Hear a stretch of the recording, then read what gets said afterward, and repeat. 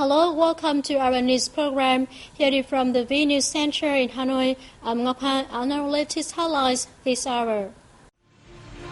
National Assembly deputies approve list of individuals facing confidence vote. Vietnam News Agency and Kiên Giang Province signed cooperation agreement. Quảng Ninh Province extends national power grid to remote areas.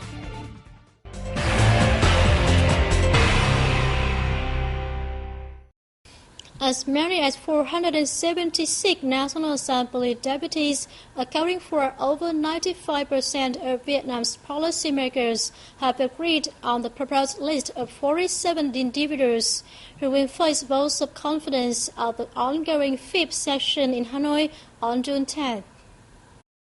National Assembly Chairman Nguyễn Sinh Hùng said that the 47 officials submitted reports to the National Assembly deputies offering a self-review of their work performance and the results achieved during their time in the position, in particular in the past year. Close consideration of the country's socio-economy, defense and security status, and diplomatic situation would reveal where shortcomings exist that have not been effectively resolved and also reflect the performance of those officials. Another important source of information is the feedback submitted to the National Assembly by voters from across the country in recent months.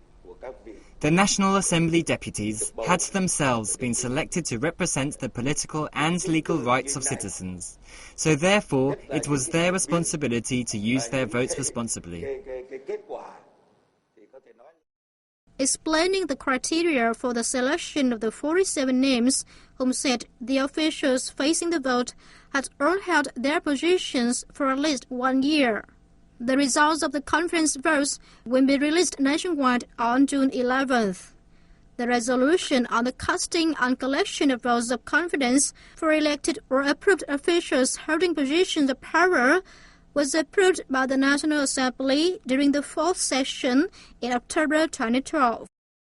The Vietnam News Agency and the People's Committee of Kiên Giang Province signed an agreement in Rạch Giá City on June 10th to promote information cooperation between the two sides.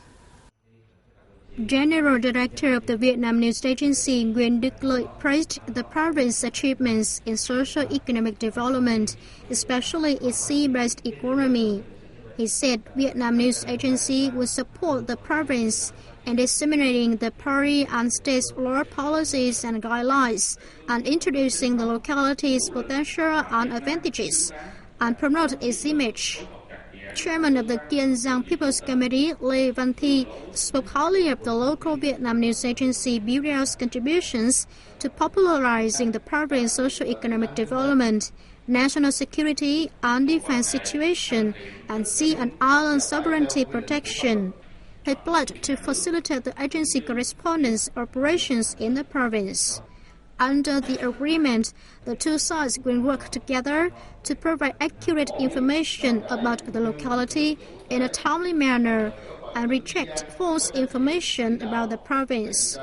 Additionally, the agency will create conditions for reporters and editors working in the province press agencies to take part in its journalism courses.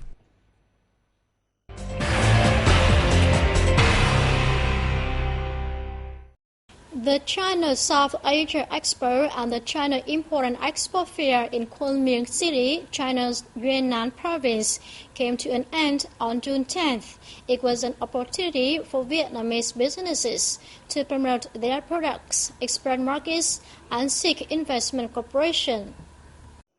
Deputy Minister of Industry and Trade Nguyễn Cẩm Tú said at present, annual cross-border trade between Vietnam and China is about $15 billion, but there are many opportunities for the two countries to boost trade ties, especially cross-border trade. The government has organized a national promotion program to help businesses penetrate promising markets, particularly in Vietnam's neighboring countries like China.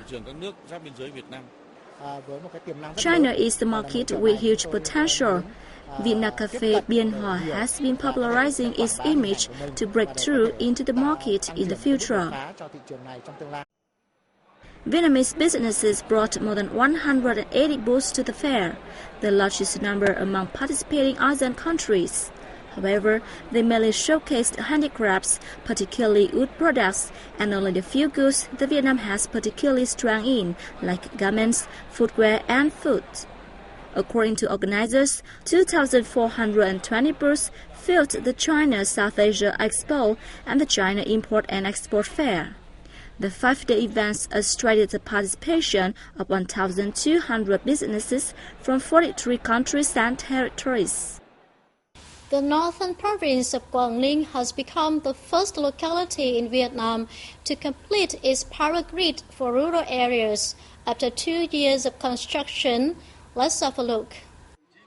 The information was announced at a conference held on June 9th to reveal a project designed to extend the national power grid to the province's rural areas.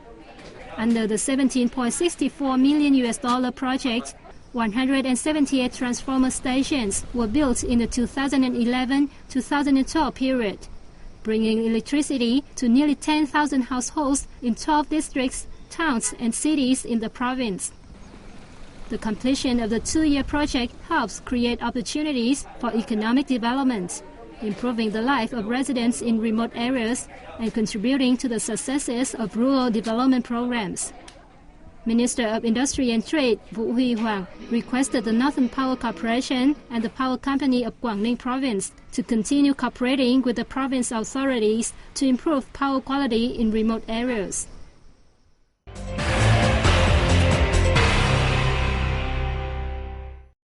The 8th Summer Voluntary Campaign was launched in Ho Chi Minh City on June 9th. This is the first of a number of activities to mark the campaign's 20th anniversary.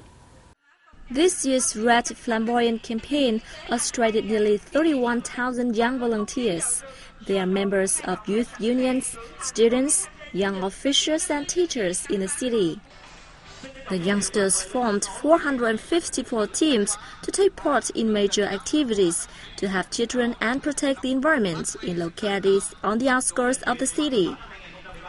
Following the launching ceremony, Action Day for Childhood also debuted in many places across the city.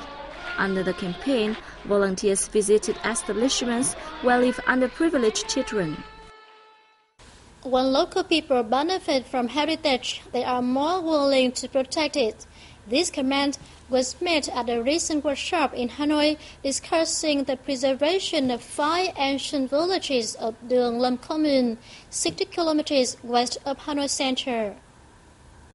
Houses in the ancient village of Đường Lâm are up to 400 years old and include the birthplaces of 2 kings. As a national heritage site since 2005, old houses cannot be extended as renovations are strictly controlled to retain their ancient character. This has caused trouble for families whose members increased every year. This is the issue that received the most attention at the seminar. Experts said that any preservation plans need a 2-pronged approach to conserve the ancient values of the village and enhance local residents' living conditions. They suggested converting houses into heritage tourism products that would bring economic benefits for both residents and the preservation work. Management agencies and enterprises should join hands to map out tourism products which are suitable to the village, such as a merger with local agricultural tourism tours to enjoy harvesting, weddings in the fields, and culinary events. We think that with proper tourism products, local people will benefit from the preservation of the historic houses. Others recommended developing souvenirs made of straw and building ecological houses in the fields for tourists, as 70% of Đường Lâm people live on agriculture. Consultants also touched upon the role of local communities in keeping the heritage alive. That wraps up our news program today. I'm Ngọc Hà and the rest of the team. We thank you always for joining us and see you next time.